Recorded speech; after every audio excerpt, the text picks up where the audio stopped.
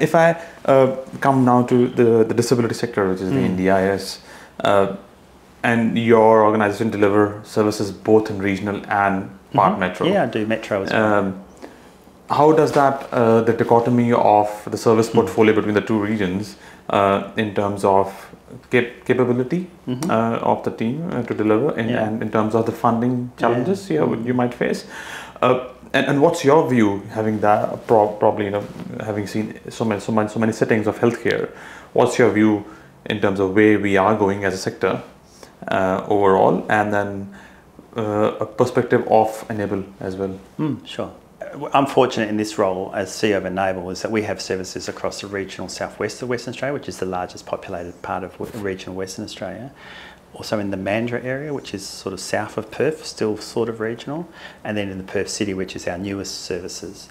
We divide them up into 4 regions, and we basically have, they're all actually about the same size, give or take 10, 20 staff.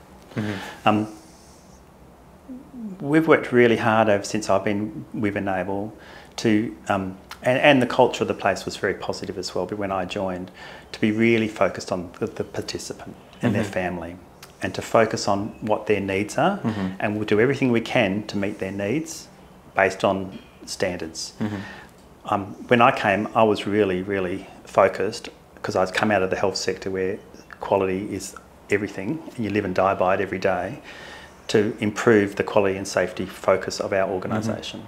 So we put in place a small quality and safeguards team, and we've made sure that everyone across the organisation now understands why it's important to report. We want people to report when there's misadventure or bad things happen, and when good things happen, because that's part of our responsibility when we're delivering services and supports to people, that we know what we're doing. And if something doesn't go right, that's okay, tell us, and then we'll do something about it and make it better.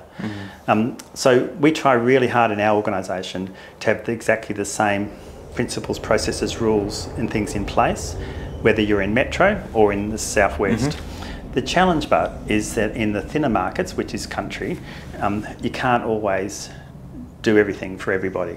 And it's one of the sort of I think things the NDIS is getting its head around is how do you deliver appropriate level supports and therapy services to people in smaller populations, and the importance and the rights of those people to be able to receive those level of supports and therapy services.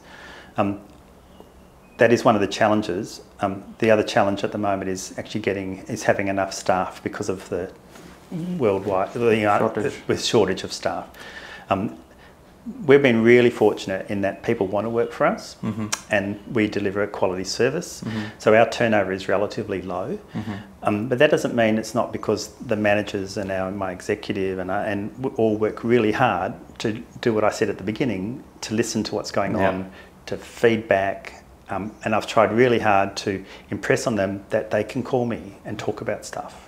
It's okay, It's actually my job to help them if necessary. And there's been a few occasions recently where, because of my clinical background, I've been able to provide some advice and support and counsel to the managers and the quality team about some issues which actually needed a clinical person to say, actually, that's not right what they're telling you. We actually need to intervene here, and we need to this is the letter that we need to write to the GP. These are the key things that you need to say. And it wasn't that the people who were all involved in providing services to this individual weren't doing the right thing. They just weren't doing the right thing in a coordinated way. And so I think that's one of the challenges NDIS has, is that we've got all these satellites revolving around the participant who aren't necessarily coordinated in the way they revolve.